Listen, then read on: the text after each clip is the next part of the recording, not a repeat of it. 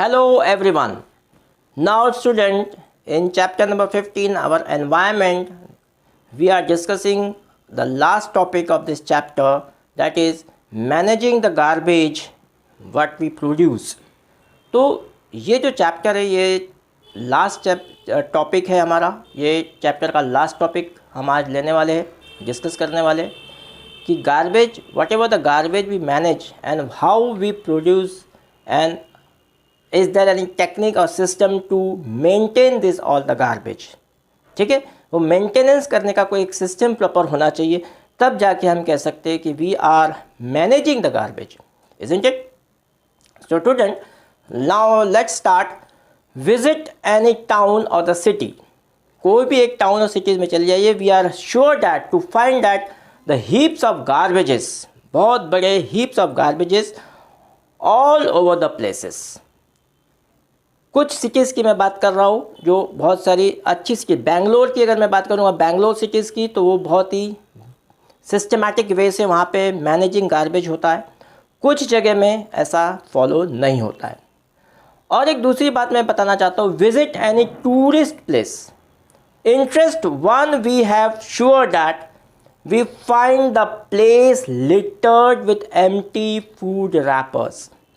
मैं दावे के साथ कह सकता हूँ कि टूरिस्ट प्लेस में ऐसे फूड रैपर्स और लिटर्ड मटेरियल्स हमें आसपास देखने को मिलेंगे ज़्यादातर. सो in the earlier classes student, we have already talked about the problems of dealing with the garbage that we generate. जो भी गार्बेज हम जनरेट करते हैं उसको, उससे डील करने का जो टेक्निक होना चाहिए हर सिटीज़ में, हर टाउन में ये प्रॉपरली होना चाहिए. जो भी हम गार्बेज जनरेट करते हैं, चाहे वो सॉलिड वेस्ट हो, चाहे वो नॉन बायोडिग्रेडेबल मटेरियल्स हो, everything. So student, let us now look at the problem of more deeply with an activity number 15.5, 15.6 and the 15.7. यहाँ पे मैं तीनों एक्टिविटी एक साथ करा रहा हूँ ताकि आपको समझ में आ जाए कि ये सब जो भी प्रॉपर मैनेजिंग सिस्टम होना चाहिए, कुछ स्टडी करना चाहिए आपको, और उस स्टडी के आधार पे बहुत सारी चीज़ें आती है और हमको समझ में आता है कि नहीं, this is the wrong and this is the right. ठीक है, तो let us move to the live board. Now student, we are going to take the activity number 15.5, 15.6 and 15.7. Just we are just continuing the topic managing garbage what we produce. So let us see. Activity number 15.5, collect the waste materials from our homes, and this could include all the waste generated during a day, like kitchen waste. ठीक है, उसके अंदर spoiled food, vegetable peels, used tea leaves, milk packets and empty cartons, and also the waste papers, empty medicine bottles, strips, bubbles pack, old and the torn cloth are broken foot, and the broken footwear also we have to take. ये सब सारी चीज़ें हमने ले लिया. अब उसको करना क्या है? Bury this materials in the pit in the school garden, or if there is no space available, you collect the material in old bucket. अगर आपके पास खुली जगह, ज़मीन नहीं है, तो आप कहाँ कर सकते हो उसको? बकेट में कर सकते हो. And available you can collect the material in the old bucket, and flower pot में भी कर सकते हैं, and cover with the least 15 centimeter of the soil. लेकिन उसको कवर करना है 15 सेंटीमीटर सॉइल से. Keep this material moist and observe eight 15 days intervals. एक 15 दिन के बाद आपको देखने का है कि क्या उसमें चेंजेस हुआ है. What are the materials that remain unchanged over the long period of the time. ऐसे कौन से मटेरियल थे जो इतने समय के बाद में भी अनचेंज रहे. And what are the materials which change there from the structures over the time, और जो चेंज हो गए, ये आपको देखने का है. Of this material that are change which ones change the fastest. ठीक है, तो ये आपको करने का है. चलो अब दूसरी एक्टिविटी देखते हैं. In activity number 15.6, use the library or internet to find out more about the biodegradable and non-biodegradable substances. ठीक है, लाइब्रेरी और इंटरनेट में जाके आपको कौन कौन से biodegradable substances non biodegradable substances है वो सर्च करना है. How long are the various non biodegradable substances expected to last in our environment, कितने दिनों तक वो नॉन बायोडिग्रेडेबल सब्सटेंसेस रहते हैं एनवायरनमेंट में. These days new types of plastic which are said to be biodegradable are available. जैसे हमें plastic polythene जो हमें मार्केट में मिल रहा है जो बायोडिग्रेडेबल हो जाते हैं. Find out more about such materials and whether they do or do not harm the environment. ये भी आपको पता करना है. ठीक है, इस प्रकार के क्वेश्चंस आ सकते हैं बोर्ड में, तो ये इस प्रकार के क्वेश्चन के लिए आपको अपने वेल प्रिपेयर्ड रहना है. चलो दूसरी एक्टिविटी करते हैं. 15.7 find out what happens to the waste generated at home. जो भी वेस्ट जनरेटेड होता है आपके होम में, is there is a system to place to collect this waste. Yes, we have some waste dustbin box and we collect them, isn't it? Find out how the local body, panchayat, municipal corporation, resident welfare association deal with the waste. कैसे deal करते हैं ये सब लोग. Are there the mechanism in place to treat a biodegradable and a non-biodegradable waste separately?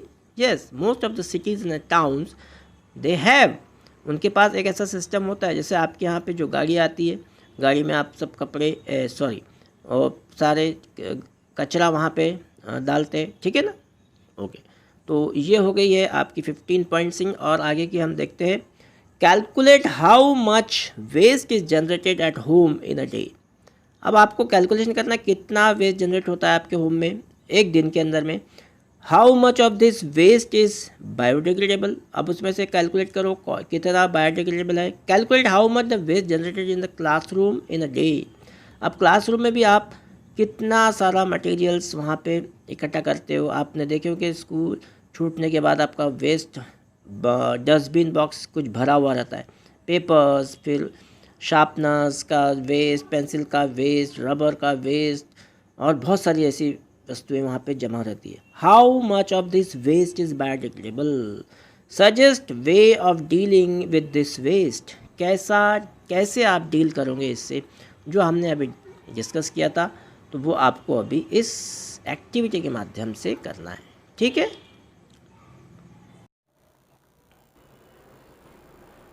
So student, we have seen the activities. Now we have seen the in the chapter life processes that the food we eat is digested by the various enzymes in our body.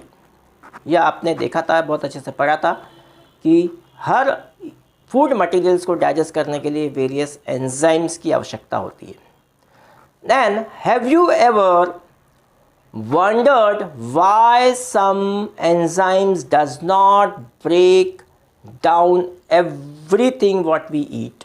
जो भी हम खाते हैं उसके लिए कुछ ऐसे enzymes होते हैं जो उसको नहीं पचा पाते, है ना. Some enzymes are there, that means some specific enzymes are there to digest some specific food. For example, if we eat the coal, isn't it? If we eat the coal is not digested in our body. Why? Because the enzymes are not present to digest this particular kind of the material.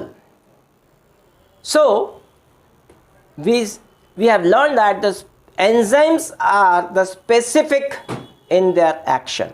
ठीक है, हमने ये समझा कि enzymes are the specific in their action.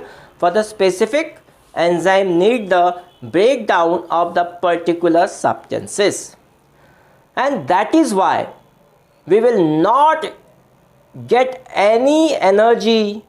और इससे हमें कोई एनर्जी नहीं मिलती. जब कोई चीज़ हम अननेसेसरी और अनवांटेड अनडाइजेस्टेबल चीज़ हम खाते हैं, तब हमें वो एनर्जी नहीं मिल पाती या उसका डाइजेशन ही नहीं हो पाता. और अगर दूसरी बार अगर हम देखते हैं कि in the environment, like the plastics will not be break down by the action of bacteria or other saprophytes. तो बाहर में भी अगर एनवायरनमेंट की मैं बात करता हूँ तब वहाँ पर भी कुछ ऐसे प्लास्टिक मटेरियल्स या नॉन डिग्रेडेबल मटेरियल्स होते हैं, और या कोई ऐसे बैक्टीरिया ऐसे उपलब्ध ही नहीं है हमारे यहाँ इसमें अर्थ में कि जो वो प्लास्टिक को डिकम्पोज कर जाए, या सैप्रोफाइट नहीं है ऐसे जो उसको डिकम्पोज कर पाए. सो these materials will be acted upon the physical processes like heat and the pressure. तो कुछ तो ऐसे प्रोसेस होते हैं जो आर्टिफिशियली मैं बात कर रहा हूँ, या कभी कभी नेचुरली भी अगर मैं बात करता हूँ तो कभी वो नेचुरली हीट एंड प्रेशर का एक कुछ एनवायरनमेंट या डेवलप हो जाता है, तब जाके कुछ प्रोसेस कुछ सब्सटेंसेस डिकम्पोज हो जाते हैं. But under the ambient condition is required. तो ये सब कब होता है? जब एम्बियंट यानी कि बहुत सही स्थिति होती है या कंडीशन होती है, तभी ये हो पाता है. ठीक है. And this in this ambient condition found in our environment and this persist for the long time. अगर जहाँ कहीं भी ये एम्बियंट एनवायरनमेंट या एम्बियंट कंडीशन डेवलप हो जाती है और वो फिर बहुत ज़्यादा समय तक परसिस्ट रहती है, जिससे वहाँ का वातावरण बहुत ही खुशनुमा हो जाता है, बहुत अच्छा हो जाता है, बहुत ही एम्बियंट हो जाता है. जैसा अगर मैं कहूँ तो substances that are broken down by the biological processes. अगर ये बायोलॉजिकल प्रोसेस से अगर कुछ सब्सटेंस ब्रोक डाउन हो रहे हैं, that said to be biodegradable, हम उसको बोलेंगे बायोडिग्रेडेबल. अब कुछ सब्सटेंसेस ऐसे होते हैं which are not be digested or by the biological processes that we called as a non-biodegradable. That means there are so many substances are there in the environment which are not be degraded, and they are called as the non-biodegradable substances. Substances that are not broken down in this manner are said to be non-biodegradable. ठीक है. Now these substances may be inert and simply present in the environment for the long time and for harm. अब कुछ जो ऐसे होते हैं जो non biodegradable है, तो वो they will harm the various members of the ecosystem. और इसके कारण जो नॉन बायोडिग्रेडेबल सब्सटेंसेस होते हैं उसके कारण पूरा हार्म हो जाता है उस एनवायरनमेंट में, और पूरे इकोसिस्टम के हर एक मेंबर को इसका नुकसान होता है. ठीक है. So improvements in our lifestyles have resulted in a greater amount of waste generation.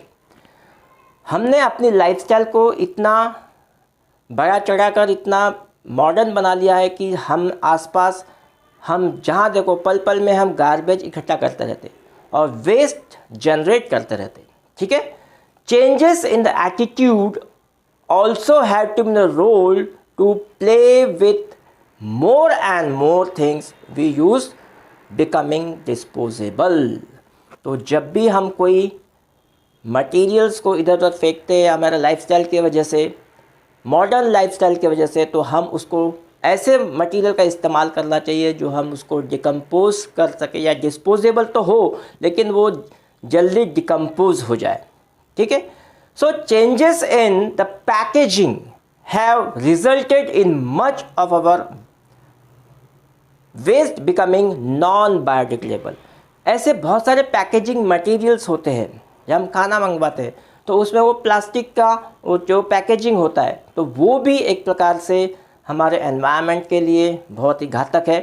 That is made up by the non biodegradable substances. Then what do you think will be impact of this on our environment? So student, what you think about this? क्या होना चाहिए? हमारे ambient environment को बनाने के लिए हमें ऐसे चीज़ का इस्तेमाल करना है जो सभी के लिए, हर इकोसिस्टम के मेंबर के लिए सही हो, उसको उनको हार्म ना हो. इस प्रकार से अगर काम होगा तब एक प्रॉपर सिस्टम बन पाएगा, और इस प्रॉपर सिस्टम से अगर हम चलेंगे तो हमें एक एम्बिएंट एनवायरनमेंट मिलेगा. तो student, here we completed our this topic managing garbage what we produce. In the next session one more session is left. There is the activities, some activities are also left, that we are continuing taking some activities, and one orange block, that is called disposable cups in the trains, that also we will discuss in the next session. And the next session will be the last session. So one more topic we will take, that NCERT based question also we will take in the same manner, and then we will conclude our this subject biology for the COVID-19 period. That means we have the 70% syllabus for the biology, and after that we will start the revision. So goodbye everybody.